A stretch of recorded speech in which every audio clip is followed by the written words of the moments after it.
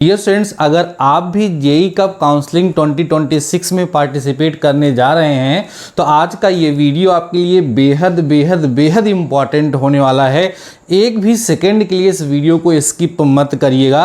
आज के इस पर्टिकुलर वीडियो में मैं आप सभी लोगों को 2025 का original official seat allotment letter आपको दिखाने वाला हूं और उससे कुछ बारीकियां आप सभी लोगों को बताऊंगा। डॉक्यूमेंट्स कौन कौन से लगते हैं काउंसलिंग के बाद, सारी की सारी चीज़ें ऑफिशियल तरीके से बताने वाला हूं, इसलिए 10 मिनट इस वीडियो को ज़रूर से ज़रूर देख लीजिएगा।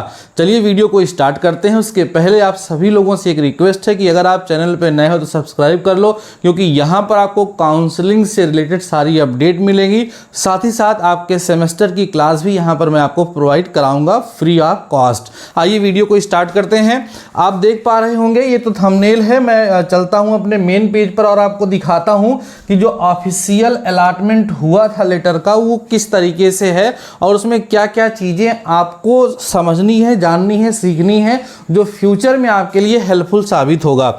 आप सभी लोग यहाँ पर देख पा रहे होंगे joint entrance examination council polytechnic Uttar Pradesh provisional seat allotment letter. अच्छा, एक चीज़ आप ये भी देख पा रहे होंगे, ये जो अलॉटमेंट लेटर है डियर स्टूडेंट्स ये कब का है, जरा एक बार आप गौर करेंगे इसको तो आप ये चीज़ भी देख पाएंगे।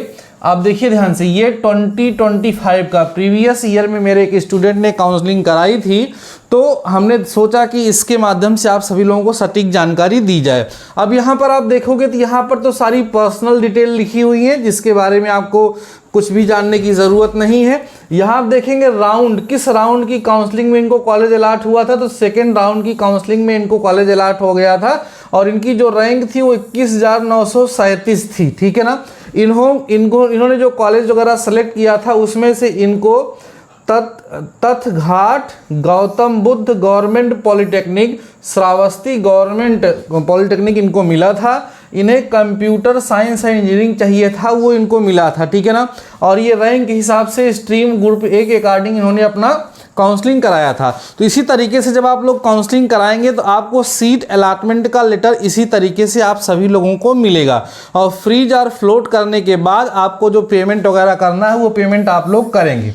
मेन इंपॉर्टेंट्स यहाँ पर जो मैं इस वीडियो के माध्यम से आपको बताना चाह रहा था वो ये था कि डियर स्टूडेंट्स, आफ्टर काउंसलिंग आपके कौन कौन से डॉक्यूमेंट्स लगेंगे जिनको आपको पहले से प्रिपेयर करके रखना है, वो मैं आप सभी लोगों को यहाँ पर समझाने और बताने वाला था। इसलिए यह वीडियो मैं आप सभी लोगों को प्रोवाइड करा रहा हूँ। ज़रा ध्यान से समझिएगा। ये तो सीट का अलॉटमेंट हो गया, उन्होंने अपना फ्रीज कर दिया, तब उसके बाद की प्रोसेस आप देखिए। यहाँ पे लिखा हुआ है पे रिक्वायर्ड सीट एक्सेप्टेंस फी, उन्होंने दे दिया है। जब आपको सीट का अलॉटमेंट हो जाएगा, आपको कॉलेज अलॉट हो जाएगा, उस सिचुएशन में क्या करना होगा वो यहाँ पर 3rd नंबर पे लिखा हुआ है। लिखा है only freeze candidate will report at help centre along with original 1 set photocopy of each documents from, ये तो डेट तब की है, आपके लिए नया डेट होगा। तो ध्यान रखिए आपको डॉक्यूमेंट्स कौन कौन से ले जाने हैं वो मैं आपको बताऊं, उसके पहले आप जान लीजिए कि आपको ओरिजिनल डॉक्यूमेंट भी ले करके जाना है और साथ ही साथ आपको इसकी फोटोकॉपी भी वहाँ पर ले करके जाना होगा। ये यहाँ पर स्पष्ट रूप से दिया गया है। अब कौन कौन से डॉक्यूमेंट काउंसलिंग के बाद लगेंगे जब आप डॉक्यूमेंट वेरिफिकेशन कराने जाएंगे तब, तो पहला डॉक्यूमेंट है dear students marksheet of minimum qualification.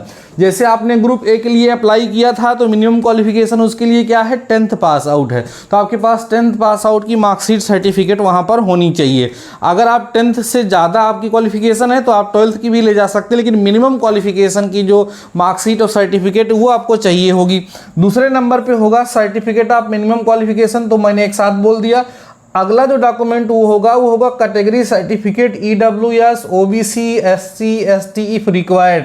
अगर आपने फॉर्म को फिल करते समय कैटेगरी चैलेंज किया था, OBC SC ST EWS कुछ भी लगाया था, तो वो डॉक्यूमेंट आप सभी लोगों को लेकर के ही जाना है। इस बात को ध्यान रखिएगा। एक बात और ध्यान रखिएगा कि अगर आपके ये डॉक्यूमेंट एक्सपायर हो गए हैं तो आप जल्द से जल्द नया डॉक्यूमेंट बनवा लीजिए। क्योंकि अगर वो लिमिट क्रॉस हो गई होगी तो डॉक्यूमेंट के अभाव में आपका एडमिशन वहाँ पर कैंसिल हो सकता है, ठीक है ना। अगला जो डॉक्यूमेंट है वो है सब कैटेगरी, जैसे मिलिट्री पर्सनल, फिजिकली हैंडीकैप हैं, फ्रीडम फाइटर हैं, तो इस केस में अगर आप इस केस के अंतर्गत आप आते हैं तो उसके लिए भी आप रिलेटेड डॉक्यूमेंट्स लेकर के वहाँ पर जाएंगे। मैं एक काम करता हूँ, इसको थोड़ा जूम करता हूँ बच्चों, और उसके बाद तब ठीक से आपको बताता हूँ, क्योंकि ये आपको हो सकता है सही से ना दिख रहा हो। तो जो मेरा मेन है उसको मैं ज़रा जूम करता हूँ, ठीक है ना।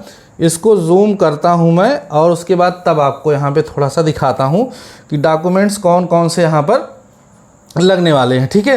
अब देखिए आगे देखिए, तो हो गया। उसके बाद क्या लगने वाला है, फोटोग्राफ्स ऑफ कैंडिडेट। आपको अपनी फोटोग्राफ भी वहाँ पर तैयार करके रखना है, आपको काउंसलिंग के बाद उसकी ज़रूरत पड़ेगी। Admit card of UPJEE polytechnic 2025 examination, ठीक है। आपका जो एडमिट कार्ड था वो भी आपको वहाँ पर लेकर के जाना होगा। अगला क्या है, रैंक स्कोर कार्ड ऑफ यूपीजेई, जो आप लोगों का रिजल्ट आया तो आपने अपना स्कोर कार्ड डाउनलोड किया होगा, अगर वो केवल फ़ोन में ही है तो उसकी आप एक हार्ड कॉपी भी निकाल करके उसकी फ़ोटो कॉपी भी आप रख लीजिए। ये हो गया। आप देखो यहाँ 2025, क्योंकि पिछली साल का ये है।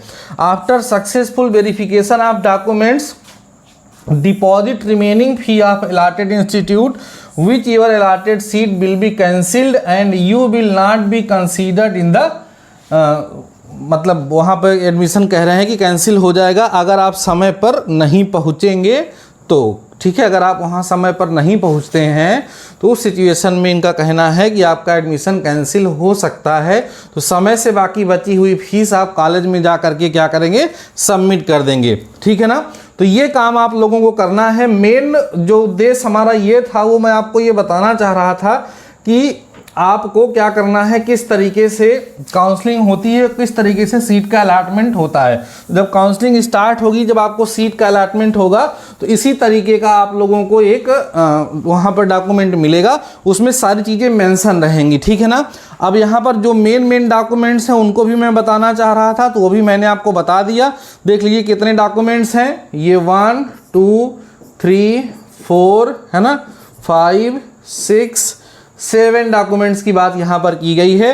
पहला मार्कशीट ऑफ मिनिमम क्वालिफिकेशन, दूसरा सर्टिफिकेट ऑफ मिनिमम क्वालिफिकेशन, दूसरा कैटेगरी नेक्स्ट है कैटेगरी सर्टिफिकेट, उसके बाद सब कैटेगरी सर्टिफिकेट, फोटोग्राफ चाहिए, एडमिट कार्ड आप उसका चाहिए और रैंक कार्ड चाहिए। 7 डॉक्यूमेंट्स हैं डियर स्टूडेंट, 7 डॉक्यूमेंट्स हैं जो आप लोगों को क्या करना है, तैयार कर लेना है अभी से ही, क्योंकि आपके पास समय कम है, बाद में भाग दौड़ ज़्यादा होगी तो दिक्कत होगी। बात समझ में आ रही होगी। तो कुल मिलाकर के काउंसलिंग की प्रक्रिया कैसे होती है इस पर भी मैंने एक बहुत ही अच्छा वीडियो बनाया है। वह वीडियो आप सभी लोग प्लेलिस्ट पे जाकर के देख सकते हैं कि बड़ा सा वीडियो है, लगभग आधे घंटे का है। उस वीडियो को अगर आप देखते हैं तो आपको काउंसलिंग की सारी प्रक्रिया समझ में आ जाएगी। यहाँ तो मैं काउंसलिंग की बाद की बात आपको बता रहा था कि जब आपको काउंसलिंग आपकी हो जाएगी, आपको कॉलेज अलॉट हो जाएगा, कॉलेज को आप फ्रीज कर लेंगे, उस सिचुएशन में कौन कौन से डॉक्यूमेंट्स की आवश्यकता होगी जिनको लेकर के आप सेंटर पर जाएंगे हेल्प डेस्क पे और वहाँ उनका वेरिफिकेशन आपको कराना होगा। उम्मीद कर रहा हूँ सारी जानकारी आप सभी लोगों को अच्छे तरीके से समझ में आ गई होंगी। आपके माइंड में किसी प्रकार का कोई डाउट, कोई क्वेश्चन नहीं बचा हुआ होगा। तो अगर आपको वीडियो डियर स्टूडेंट्स पसंद आया है तो वीडियो को लाइक करिएगा, कमेंट सेक्शन में प्यारा सा कमेंट करिएगा। चैनल पे नए हो तो सब्सक्राइब ज़रूर से ज़रूर कर लीजिएगा।